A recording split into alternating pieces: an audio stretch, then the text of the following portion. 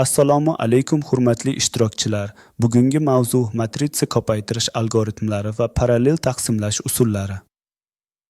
Parallel matritsa ko'paytirish algoritmlari zamonaviy hisoblash tizimlarida katta hajmdagi ma'lumotlarni samarali qayta ishlash imkonini beradi.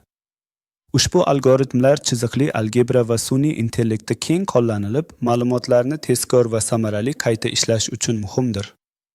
Parallel taqsimlash usullari esa hisoblash jarayonini optimallashtirishda yordam beradi. Matritsa bu qatorlar va ustunlar shaklida tartibli joylashtirilgan matematik tuzilma.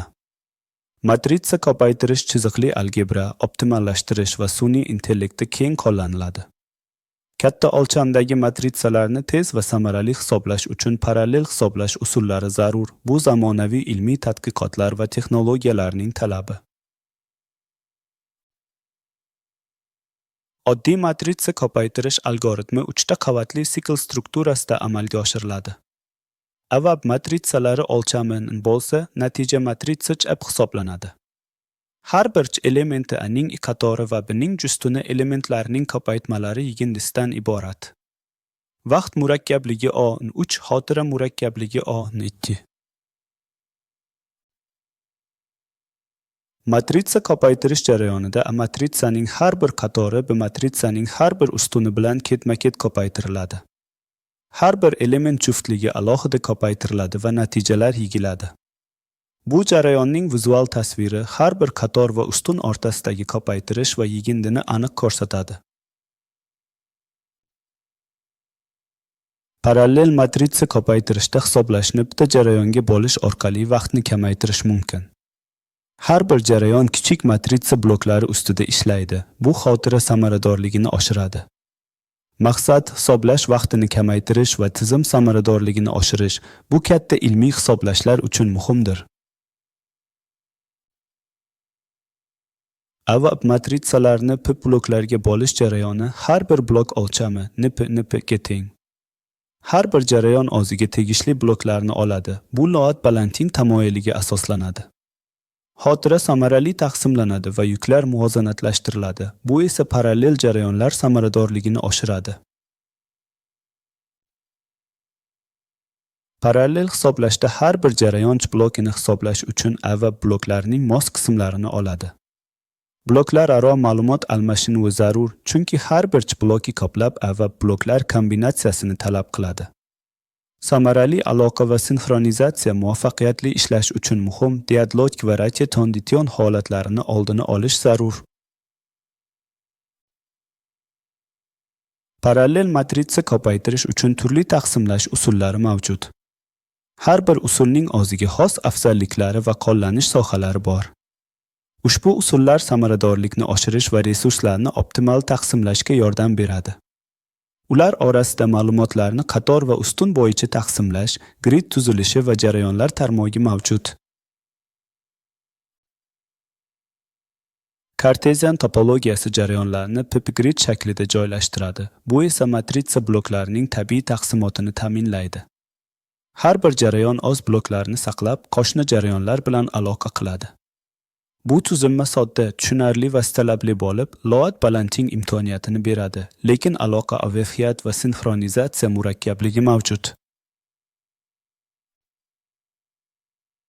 Tannon algoritmi xotira samaradorligini oshirish uchun bloklarni dastlabki joylashtirish va muntazam aylantirish orqali ma'lumot almashinuvini kamaytiradi. Har bir jarayon bloklarni aylantirib, lokal ko'paytirishni amalga oshiradi. Bu esa xotira talablarini kamaytirib, umumiy samaradorlikni oshiradi. Katta o'lchamdagi matritsalar uchun ayniqsa samarali.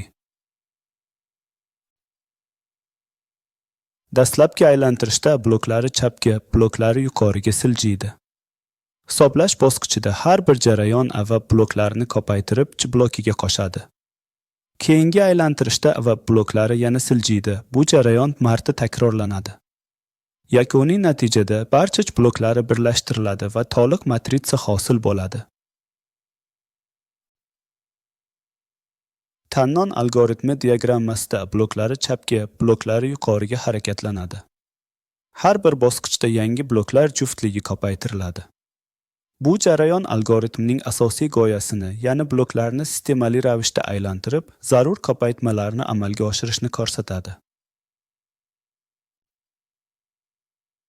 Ikkit mesh tarmog'ida jarayonlar tortpuchak gridda joylashib, qo'shnilar bilan bog'lanadi. Elementlari chapga, elementlari yuqoriga harakatlanadi. Har junchionda ko'paytirish amalga oshadi. Har bir jarayon yangi elementlar juftligini qabul qilib, ko'paytiradi va natijani yigadi. Bu oddiy aloqa va yuqori throughputni ta'minlaydi.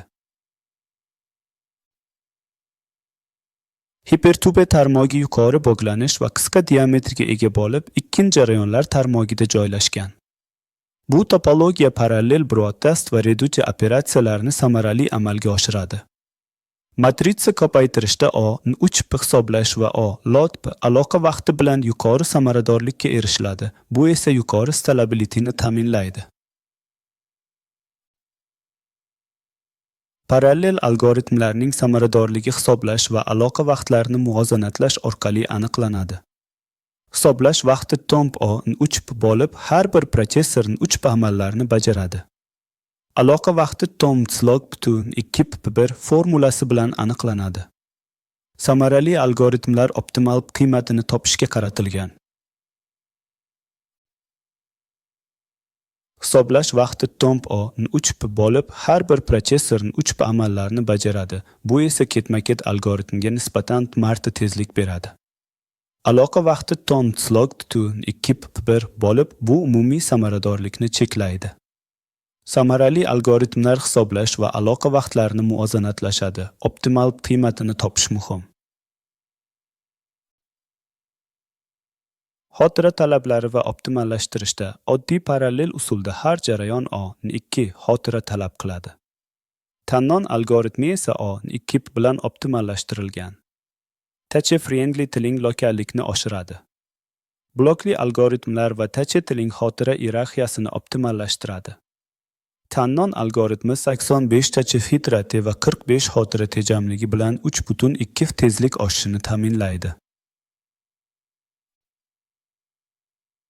Tannon algoritmi bloklar aylanishi orqali xotira samaradorligini oshiradi va 2 mesh topologiyasi uchun optimallashtirilgan.